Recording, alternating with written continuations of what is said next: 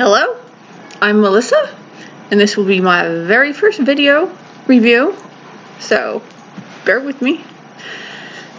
Reviewing Star Trek Picard, Episode 5, Stardust City Rag. And I was super excited for this episode. As I said on Twitter, it looks like a heist episode. I love heist episodes.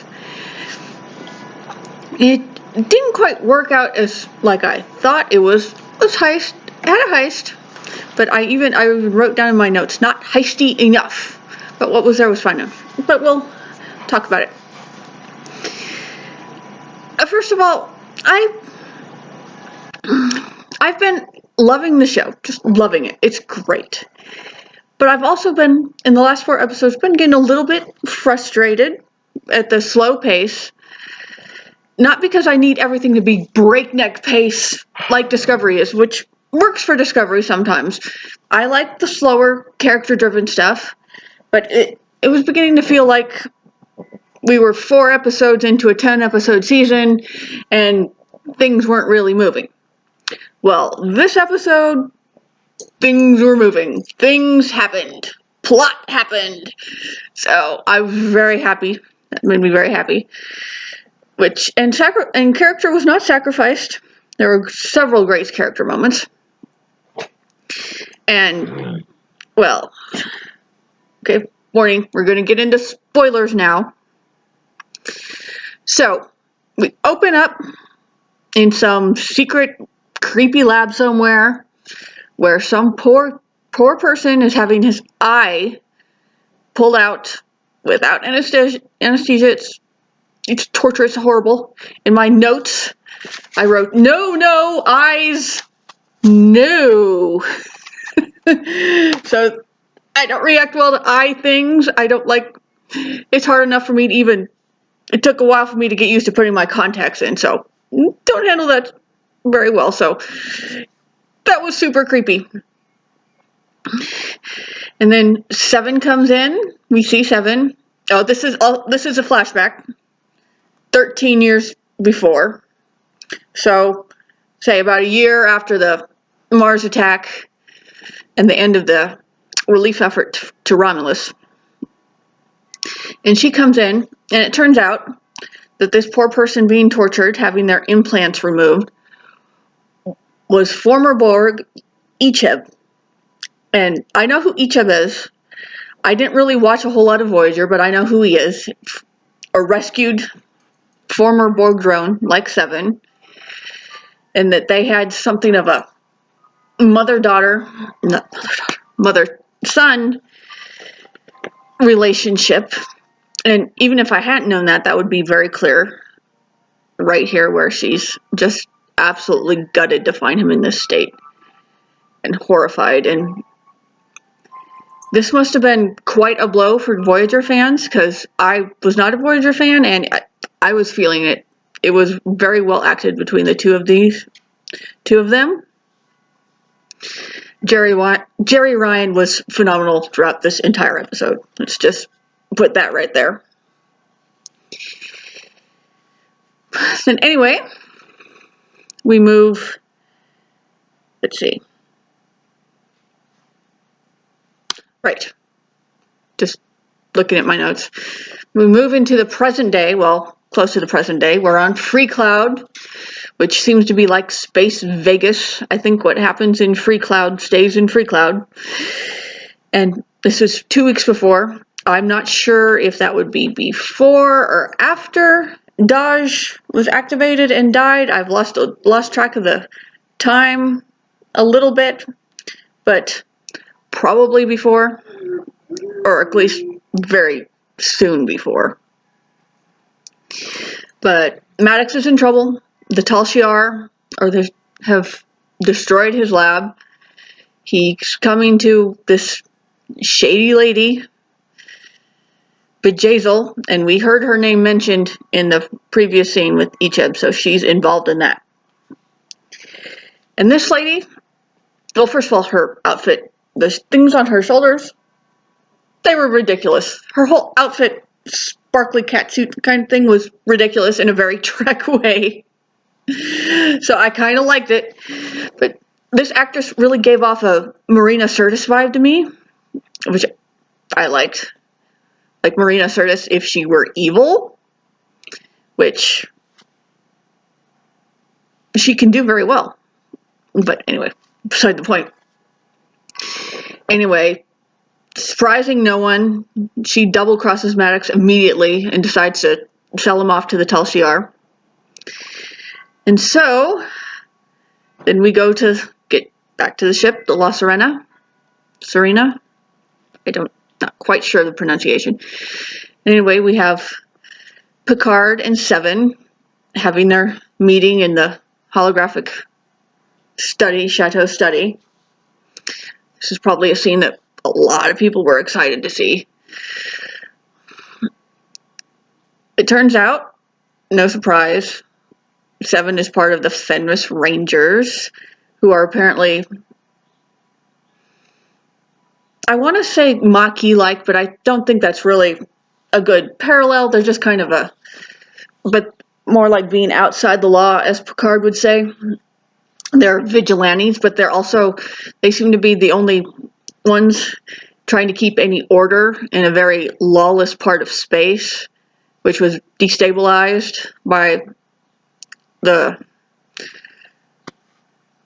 when the supernova happened and Romulan refugees. That became. I don't want to sound like I'm blaming the Romulans for for the lawlessness, because I don't think that's true. But this after the evacuation and the failure of the evacuation, this became a very lawless part of space. And the Fenris Rangers apparently, and I love the Tolkien little nod there, became part of tried to bring some order, tried to create justice where possible. And it's not really possible. As Seven says, it's pointless and exhausting. And the only thing worse would be to give up. And that's quite a jab at Picard, who did in fact give up after he resigned his commission because Starfleet refused to go along with the evacuation. He resigned, he quit, he gave up. He didn't try to do anything else, go join these Rangers, help the refugee effort, do anything. He just went to his chateau and sulked for 14 years. And so that was quite a jab, because he had been a little patronizing towards her in that Picard way we all love, about how they're vigilantes and they're taking the law into their own hands. In fact, I wrote down here, Picard being a little patronizing, Seven not having any of it.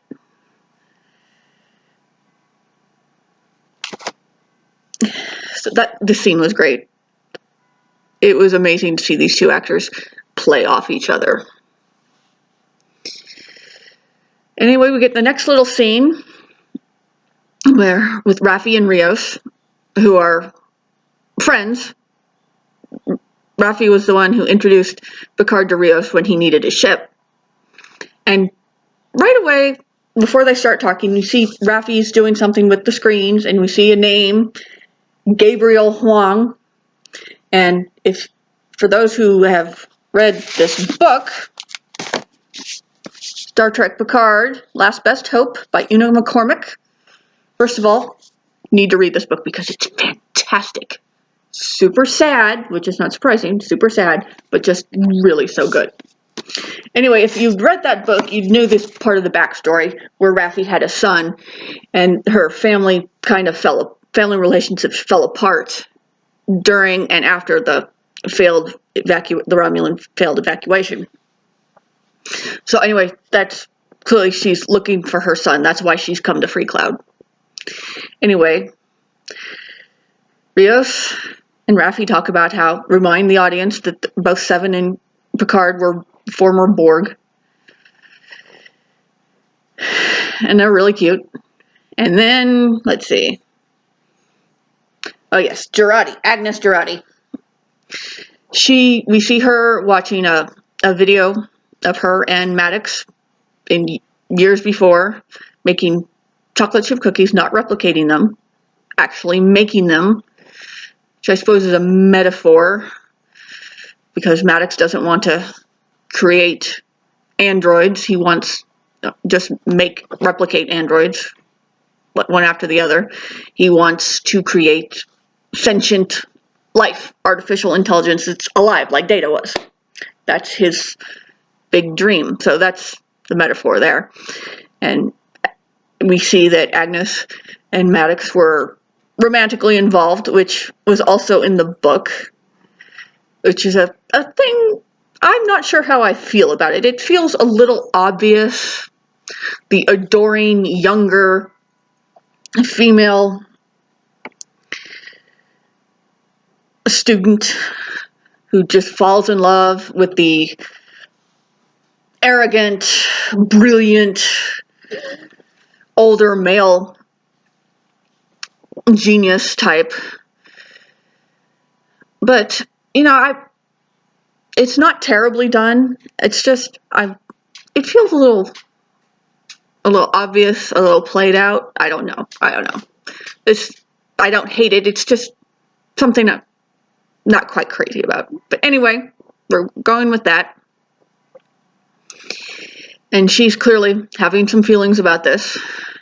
And then, here I wrote, Allison Pill did so good. I have a thing about Allison Pill. She's always vaguely annoyed me for no reason that I could articulate. I don't think she's a bad actress. It's just that for some reason, maybe it's her characters, maybe something about her energy, nothing I could really point to. But whenever I've seen her in something, she's always bugged me. But that is not the case here. Agnes, even when Agnes is kind of deliberately kind of annoying, like last episode when she was interrupting Rios while he was reading, which you think that set me off because don't interrupt people when they're reading unless it's an emergency. But even when Agnes is deliberately annoying, Allison Pill is not bugging me. She has been fantastic in this part, and this episode really, really showcased that, especially in the end, but we'll get there. Anyway, then we get into the heist planning, and I love heist episodes. I've said that already. I was just so thrilled. Here. I love the clothes. I love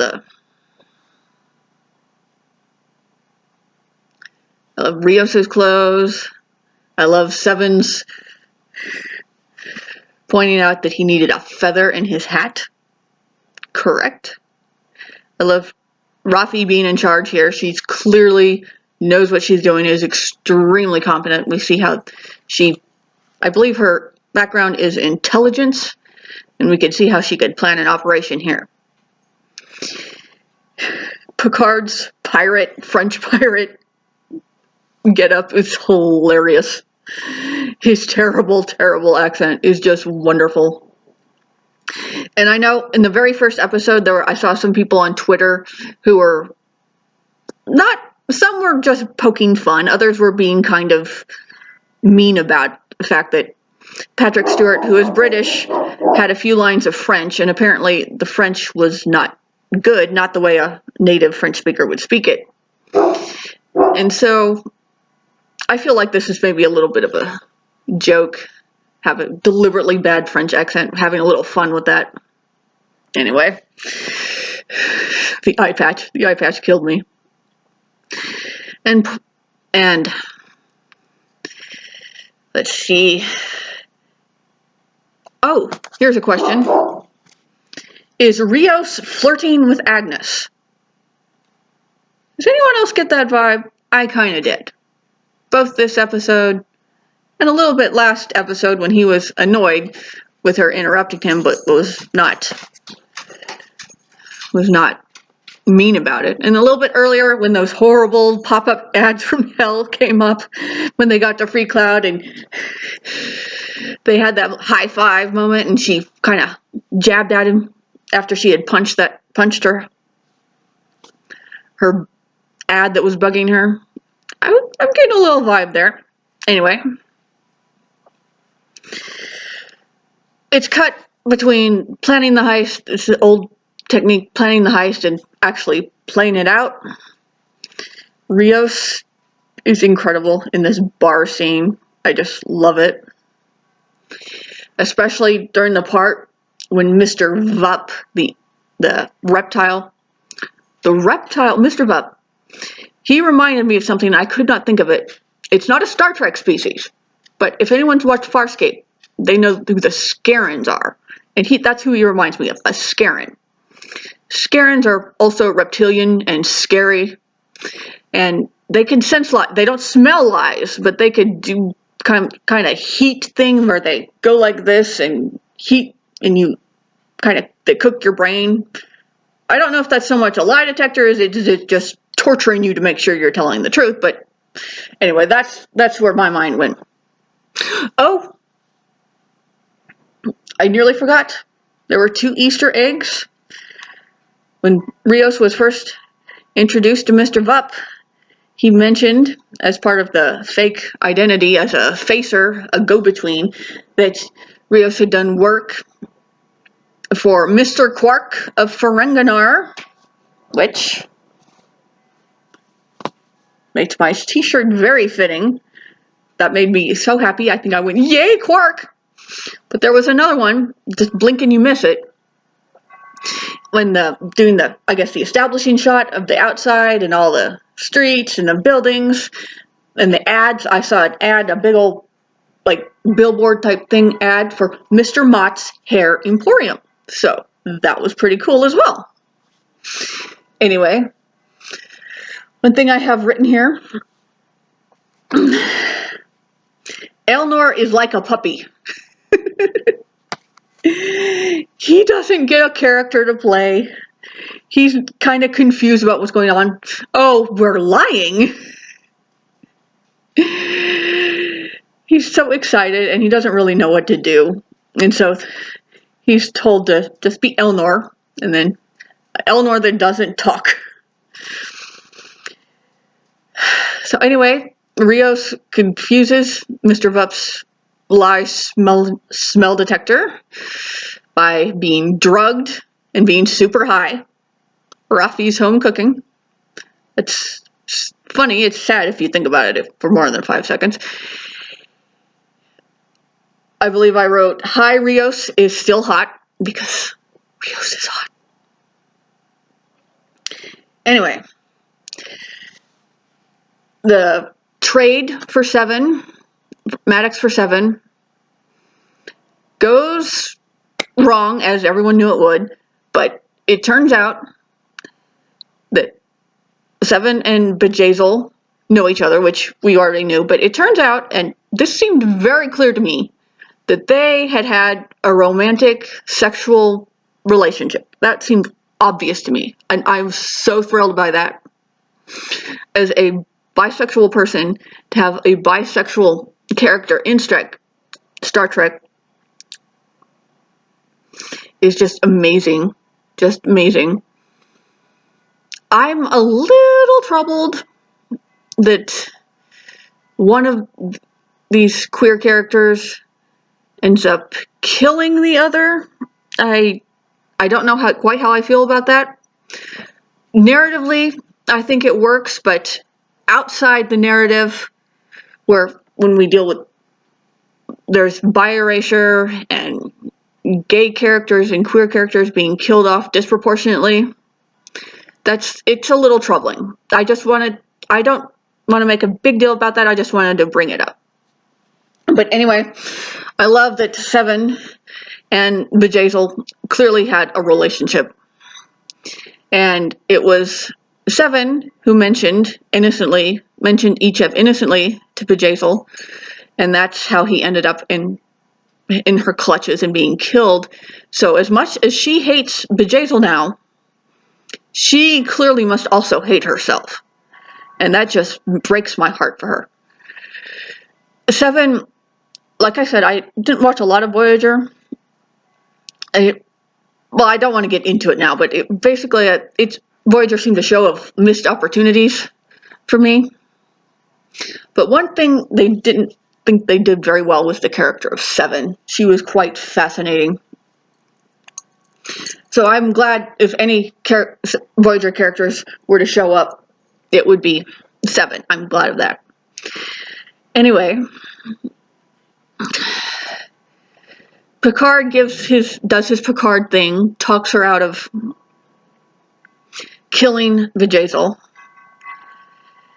And it's very typical, it's very heartwarming. And I liked it. But what I liked even more is after they've all beamed away with Maddox. And you see Rios put something on the transporter control pad. And Seven and Picard talk. She asks him if he felt like he got his humanity back after he left the collective. And he says yes. And she says, all of it. And he says no. And that was always her character arc, was discovering humanity. And then, using what she takes 2 phasers, and using what Rios put on the pad, she transports it back down to Free Cloud, into the nightclub, where she does, in fact, kill Vijayzl. Just straight up murders her. And I feel like a lot of people are gonna describe that as losing part of her humanity or sacrificing part of her humanity. And I'm not sure I see it that way. Because Borg are not really into revenge or rage or hatred. Those are parts of humanity, not good parts, negative parts. And when we talk about humanity in terms of science fiction, especially in terms of reclaiming humanity, we're talking about good parts, compassion, understanding, self-determination. But there are also bad parts, like rage and hurt and murdering people. Revenge is a very human impulse. It's not a good impulse, but it makes me think this isn't a sacrifice of Seven's humanity. It's part of the darker part of her humanity. I'm interested to see where she goes with that. So, anyway, now we have the last scenes. Maddox is in the sickbay. Aggie is right there. She's a medical doctor. That's not really clear in the episode. If you read the book, she's a medical doctor besides also being an expert in cybernetics or whatever it's called. And Maddox gives Picard information about Soji, tells him where she is on the Borg artifact. So, and right here is when I knew, because Maddox has now served his purpose. Picard wanted to find Maddox in order to find Soji, and now he's gotten that information. And they keep cutting to Agnes and her face, and here I'm thinking, oh no. So yes, Picard leaves, and Agnes essentially kills Maddox. I'm not quite sure how exactly, if she withheld medicine or gave him wrong medicine or what exactly happened. But essentially, he's dead, she did it. And it's shocking. And I think people are probably going to say, oh no, this is more betrayal of the Roddenberry's vision, of the optimism of Trek. I don't really care for that argument. I'm not saying it's not a valid argument, but it's not one that's ever really appealed to me. One reason I like DS9 so much more than TNG was it was darker, but it challenged that optimistic future. And that made it that to me felt more optimistic, because a future where everything is shiny and happy and wonderful just because it is, and that's how everything works. Call me cynical, but I can't quite believe in that. But the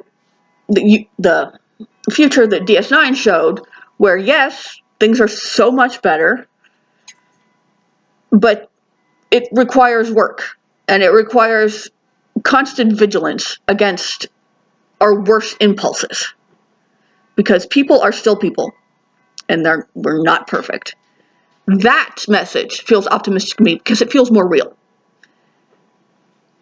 And so that's kind of that's why don't pay much attention to the betraying Roddenberry's vision argument. And so that's not what's going to bother me here. I mean, I'm bothered by murder. Don't get me wrong. I'm not pro-murder. I guess in fiction, I can sometimes be pro-murder. I think Seven killing Bjayzl is a very interesting way for her to go. More interesting than just having Picard talk her out of it.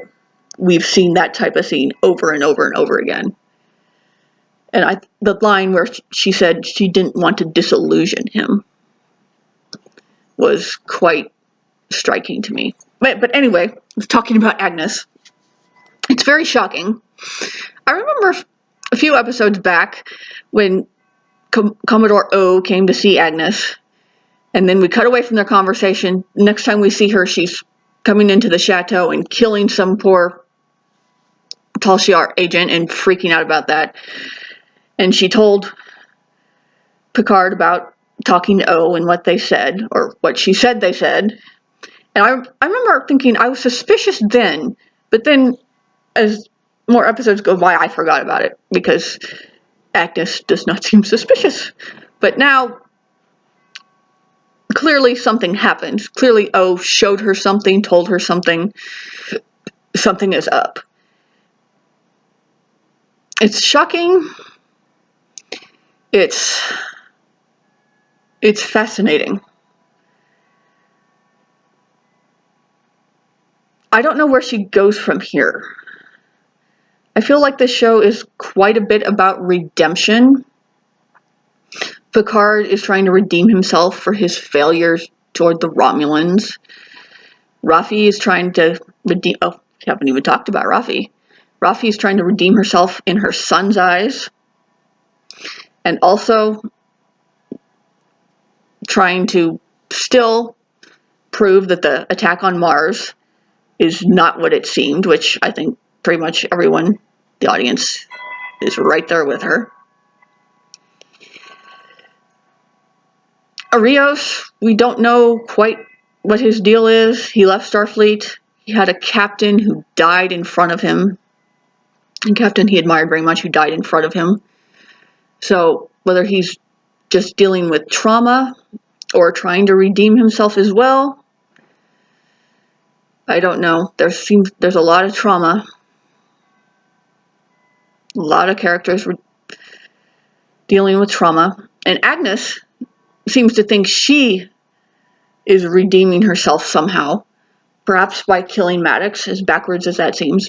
Again, in the book, it was suggested that Maddox might have been somehow responsible for the synth attack because he had been mass producing them as part of the effort to build the fleet, the evacuation fleet, while also wanting to work on his creating sentient androids, and that he might have been distracted or did something went wrong, and that's why the synths turned.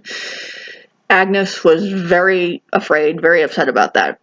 And my mind went to Baltar. The analogy is not really great, but that's where my mind went. Anyway, so if she blames herself for that. She might be thinking this is how she redeems herself. But we'll have to see. Raffi's story is very sad. I don't know, there's a whole lot to say about it. She goes to see her son. He wants nothing to do with her. It's very painful. Michelle Hurd just plays every bit of that pain. And yet, you can't really be mad at Gabe, at the son, because clearly, as he said, it must have sucked being her kid. Her disappearing basically into her work and then becoming an addict. That must have been very, very hard for him. You can't really blame him fully for not wanting to deal with her now, especially when he has his own family, starting his own family. So that's just a really, really hard situation. Poor Raffi. Poor Gabe, even. Full disclosure, I thought the actor who played Gabe was really, really cute. So maybe I have more sympathy because of that. Anyway, she ends up back on the La Sirena as a stowaway, Rios calls her. So she hasn't disappeared. Anyway, I'm not sure what else to talk about. I have talked about on Twitter. I will put a link to my Twitter account in the comments for this video. I've talked about how the storyline on the Borg Cube, Soji and Narek and Rizzo, whose name I can never remember, how that storyline has been very frustrating to me. And I'm glad, I think it was to this episode's advantage that we never cut back to that story. Clearly, they're going to converge in the next episode because our crew is on the way there. And so hopefully more things are going to happen. But I've been frustrated with that aspect of the show. If I do a video on the first 4 episodes, I'll get more into that. But yeah, I'm glad to see some movement, some plot movement. I'm very glad to see plot movement. This episode was really exciting. I just loved it. I think it's the best so far. So, if you have more to say, if you want to agree with me, disagree with me, tell me what you have to say. Hit me in the comments. If you want, please subscribe. This being my very first video. I have no subscribers yet, so I'm happy. I'd be thrilled if you subscribed. And till next week, live long and prosper.